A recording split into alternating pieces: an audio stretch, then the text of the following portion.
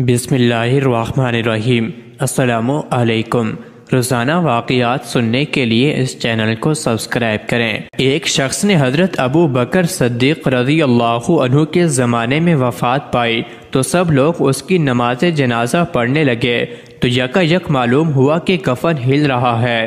لوگوں نے جب غور کیا تو دیکھا کہ ایک سانپ اس کی گردن میں توق بن کر لپٹا ہوا ہے اور گوشت کھا رہا ہے اور اس کا خون پی رہا ہے۔ لوگوں نے اسے مارنا چاہا تو سانپ نے کہا، لا الہ الا اللہ محمد الرسول اللہ صلی اللہ علیہ وسلم، مجھے کیوں مارتے ہو؟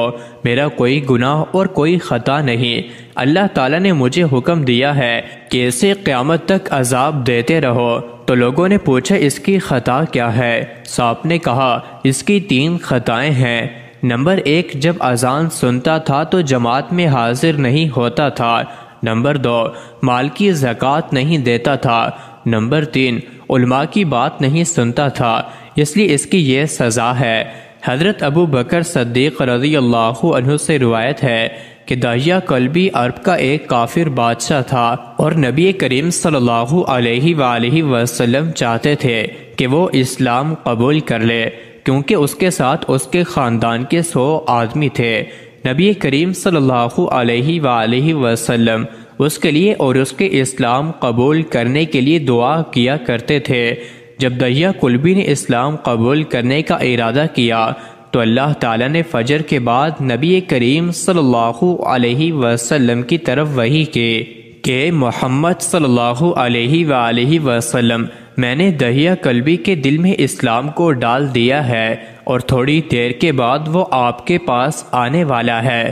جب تھوڑی دیر کے بعد دحیہ کلبی مسجد میں داخل ہوئے تو حضور صلی اللہ علیہ وآلہ وسلم نے اپنی چادر کو اتار کر اس کے بیٹھنے کے لیے زمین پر بچھا دیا اور دحیہ کلبی کو بیٹھنے کے لیے کہا۔ جب دحیہ کلبی نے حضور صلی اللہ علیہ وآلہ وسلم کے اس احترام کو دیکھا تو اس نے رونا شروع کر دیا اور اس چادر مبارک کو زمین سے اٹھا کر چوم لیا اور اپنی آنکھوں پر رکھ لیا اور پوچھنے لگا کہ اللہ کے نبی صلی اللہ علیہ وآلہ وسلم، اسلام قبول کرنے کے لیے کیا شرائط ہیں؟ تو حضور نبی کریم صلی اللہ علیہ وآلہ وسلم نے فرمایا کہ پڑھو لا الہ الا اللہ محمد الرسول اللہ۔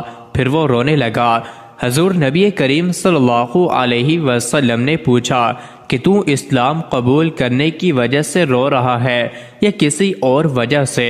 تو وہ کہنے لگا کہ یا رسول اللہ صلی اللہ علیہ وآلہ وسلم، میں نے بڑے بڑے گناہ کیے ہیں اور اپنے رب سے پوچھئے کہ ان گناہوں کا کیا کفارہ ہے۔ اگر اللہ تعالیٰ مجھے خیرات اور صدقہ دینے کا حکم کرے تو میں اپنا سارا مال اللہ تعالیٰ کے لیے خیرات کر دوں گا۔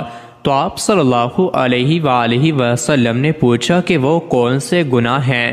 تو وہ کہنے لگا کہ میں ایک عرب کا بادشاہ تھا اور میں نہیں چاہتا تھا کہ میری بیٹیاں ہوں اور ان کے خاوند ہوں، اس لیے میں نے 70 بیٹیوں کو اپنے ہاتھوں سے قتل کیا۔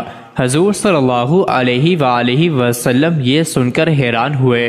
اسی دوران حضرت جبرائیل علیہ السلام اللہ تعالیٰ کی طرف سے وحی لے کر آپ صلی اللہ علیہ وسلم کی آپ صلی اللہ علیہ وآلہ وسلم دحیہ کلبی سے کہہ دیجئے کہ مجھے اپنی عزت اور جلال کی قسم، جس وقت تو نے کلمہ پڑھا تھا تو میں نے تیرے 60 برس کے گناہوں کو بخش ڈالا تھا، تو پھر میں تمہارے یہ گناہ کس طرح نہ بخشوں گا؟